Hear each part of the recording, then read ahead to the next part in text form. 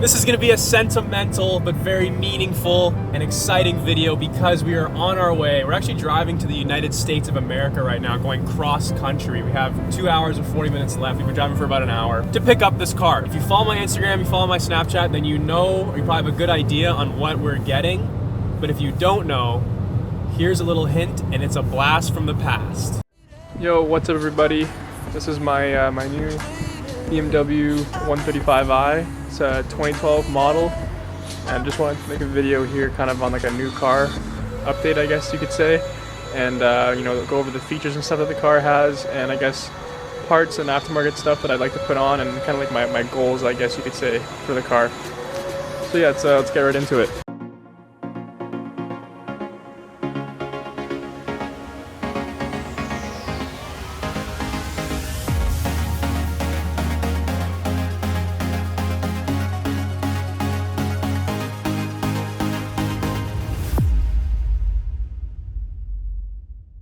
We're pulling up to the border, Detroit, Windsor. Hopefully they don't give us too many issues. And it's funny because Windsor is actually where I sold my 135 to. So it'd be kind of cool if we saw that guy driving around, but I doubt it. We're literally just driving in the clouds right now. This is crazy. I don't know where this car is, bro. What is this weather? Hey, mine's in there. Let me grab it.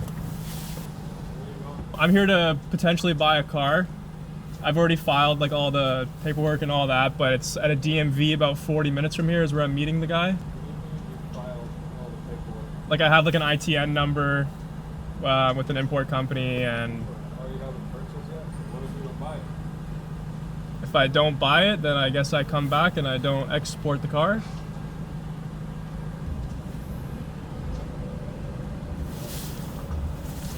Good to go, yeah.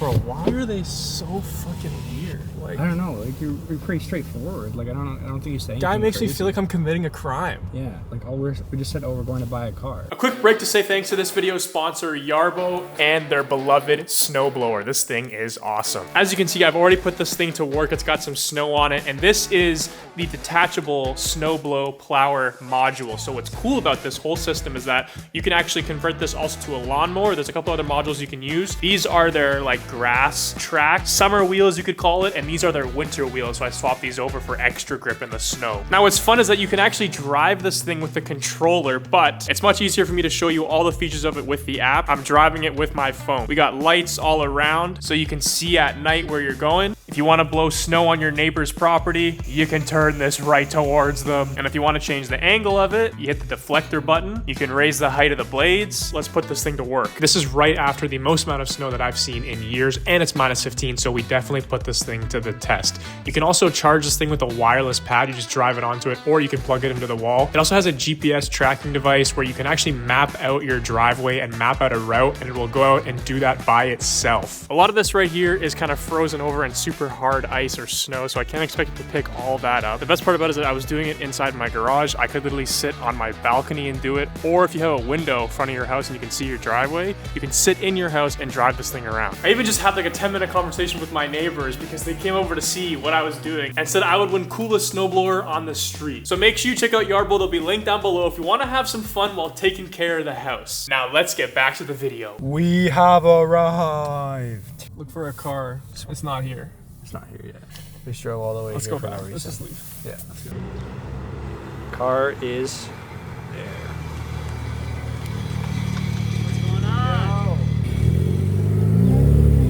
Guys, if you didn't know, I'm buying a 135i. I was gonna say, are you showing this yet or no? No, but it's an N54, so we're gonna get into everything, but let's look at the car first.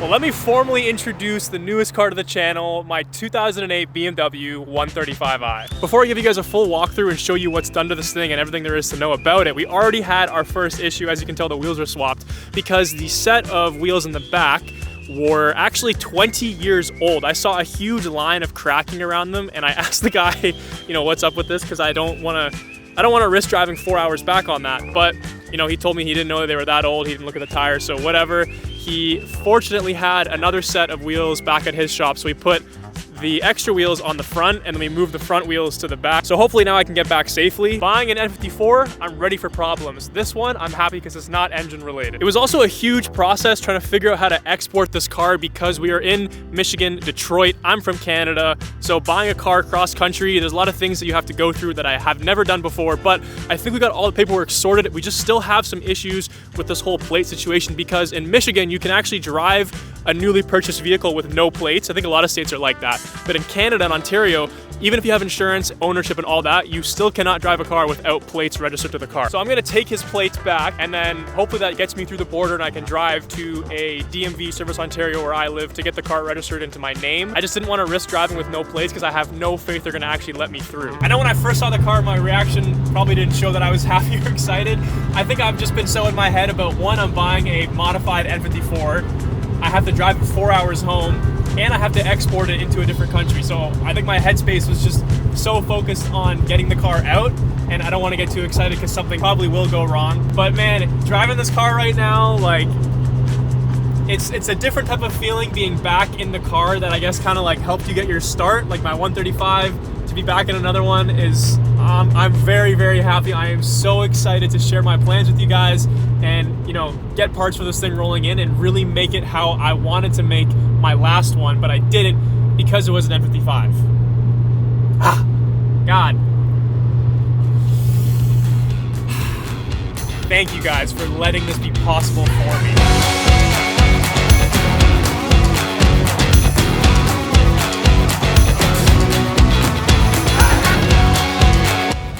Well, we made it across the border. I'm on the Canada side, but I think something was missing with paperwork, or I don't know if I didn't provide something. I've only been doing what I was told, and now we're stuck. I have to go to like some off-site warehouse customs thing.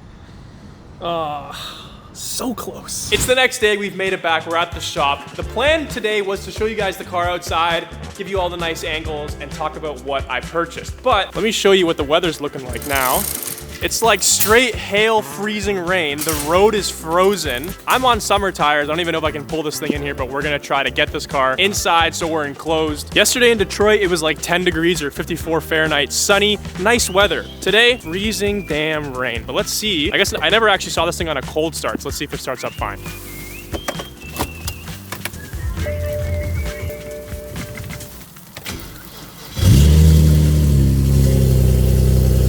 Fired up.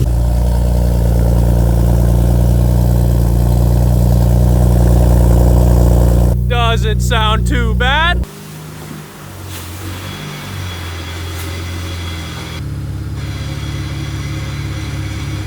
Is that clutch chatter? What is that? That's when I put the clutch in. I don't know if that's normal. It is on a stage 4 competition clutch, I think, so I know they're gonna be louder than normal. My M2 clutch sounds a lot louder than it did stock. Here it is up close in all of its glory, but there's not that much glory on the outside. I'm not gonna lie, the body is in pretty rough shape. We did get a nice set of Apex Arc 8s, which I'm happy about. I don't know if there's curb rash on them. Okay, yep. There is curb rash on them. Finished in this blue. I don't know what the actual color is called. I'm sure when it was brand new, it looked good, but now, I mean, this paint has so many marks, scuffs, sun fading, clear coat, peeling. Like, this is so rough. I don't even know what happened here. Look at that. Oh my goodness. Headlights are a little cloudy. Fitment on this side is not so great. Bumper isn't even really on properly, like it doesn't line up. This car, just so you guys know, is a rebuilt title, and I think it was this side of the car that was sideswiped back in 2013. So aside from that there, can't really see any damage or mismatched panels or gaps, so whoever rebuilt it, I think did a decent job. I'm not sure what this is from, but I'm sure we're gonna find out once I start taking this car apart. We got more damage down here on the front bumper. The window trim is super cloudy. Then at the back of the car, I don't know what happened to this BMW badge. The third brake light is cracked. More paint peeling or clear coat peeling. I don't know what that is on the back bumper. The outside is entirely stock, so it's a nice blank canvas for us to build on. Going inside the car, as you guys could probably tell, we have, I think this is called champagne or like gray interior, which I kind of like it rather than black. I had black on my last 135, and this is not in bad shape at all. The only really marking is like this seat wear here, but everything else is pretty damn clean. The guy detailed it for me, so that was nice. And I didn't know this until I got to the car. We have manual seats, not power seats, which I actually do like. It's so much easier and quicker to adjust it how you want it rather than doing the electrical seats. It takes so long to like slide the seat forward or angle stuff, whatever. I know there's memory seats that you can do, but I don't hate this at all. And it actually makes it a lighter spec. Beauty in showing you guys the car right now is I'm gonna notice stuff for the first time. We're really going through this together. This shift boot was changed out, super clean, 6-speed manual. The steering wheel is kind of fading and peeling. Some of the vents are losing their color. No hump, so no iDrive, which I like. I think that stuff looks so outdated. I like this flat instead. I don't want to touch this, but my rear view mirror, the bracket is broken. I had to tape it how I liked it, which is right here. I don't want to move it because as I was test driving it, this thing just kind of kept plopping down and I couldn't see out of there. So my door lock knob thing, it's like stuck down there. It doesn't come out, but the door still locks and that all works. It's funny because I've had people ask me why I went to the States for this car, and I would always say because everything that was local was super clapped or people were asking for too much money. But now that I'm going over this car, it makes me feel like this one is clapped, but I still have faith and it's stuff that I know I'm gonna replace and fix anyways. It was a good purchase, it was a good purchase, it was a good purchase. I already said this, but it is on a Stage 4X clutch. I checked my messages with the guy, that's what he said it was. It's on a Dynon short shifter. I gotta say, it feels amazing. Like this car in a manual feels so good. It feels way better than my M2, which kind of sucks. It is on a set of BC coilovers and I'm happy that it's not slammed to the ground. I forgot to say too, the car has 108,000 miles on it and the motor has 52,000 miles on it. The previous owner is the one who did the motor swap. He's owned this car for I think 3 years or 6 years, so it's been in their hands for a while. They've done all the work on this engine, which makes me feel better that it wasn't just passed around shop to shop or done by someone in their backyard. And this is where a lot of the money is. I'm just gonna read through the list that I have on my phone. So it's a 7.5-inch VRSF intercooler. It's got 2-inch turbo inlets. It's got a VRSF charge pipe with a blow-off valve. Stage 3 low-pressure fuel pump with a hop switch, dual 450 Walbro. It's got a new high-pressure fuel pump. It's on colder NGK plugs, Precision Raceworks ignition coils. It's on Franken 21B turbos. If you know N54 turbos, you'll probably shriek away at that a little bit. I looked at the reviews. I didn't know that these were actually so hated and people thought that they were terrible for these cars. But apparently these turbos were like a beta batch of the Franken 21Bs. Then they were sent back to be rebuilt. So I'm hoping they're on the better or safer side of what those products are. When the motor was out, they also upgraded to a set of King rod bearings. It's on a JB4 NMHD back end tuned by Doc Vu. It's got a VRSF race exhaust. It's got a BMP intake manifold with port injection, index 12 injectors. I drove it back on the 93 tune, which is apparently pretty low boost, and it's not fully dialed in. I think he told me it's like 8 PSI. Nothing crazy. It probably makes under 450 wheel. Previous owner mostly drove it on E85, he told me, which makes just under 650 wheel. Now, I don't plan to keep these turbos on. I want to swap it over to a single turbo top mount kit, but I'm not going to go crazy on the power. Like under 650 wheel, 600 wheel, I'd be more than happy with that in this chassis. This motor's also been walnut blasted. I think he told me it has the crank bolt capture done and the internals on the oil cooler were swapped out. I think as you can see, yeah, we are leaking oil. So I've definitely got a lot of work ahead of me.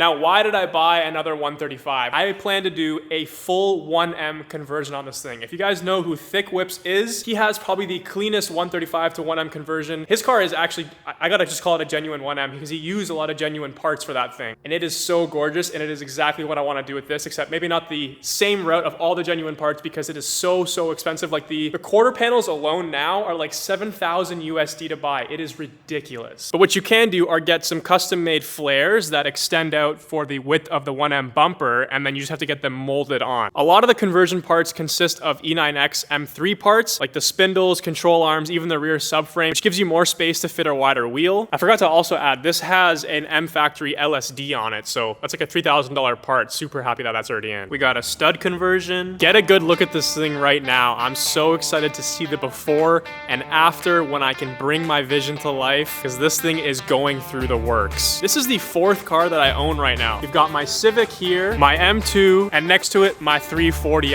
I really told myself in one of my recent videos that I was not gonna buy another BMW because I didn't want to have the same kind of experience. But I think this is different. I think an 08 135 gets the pass for what it means to me and what I want to do with it. I said I was gonna get an AMG or something, and I did want to, but I just couldn't pass this up. This is a project that I genuinely feel so passionate about. I think it's a car that I will genuinely want to keep forever. I will admit though, I don't need 3 BMWs, so one of these is gonna have to go. Make sure you're subscribed so you don't miss the build series on this thing. I cannot tell you guys the last time I felt this much excitement to modify a car. Thanks so much for watching. I'll see you in the next video. Peace.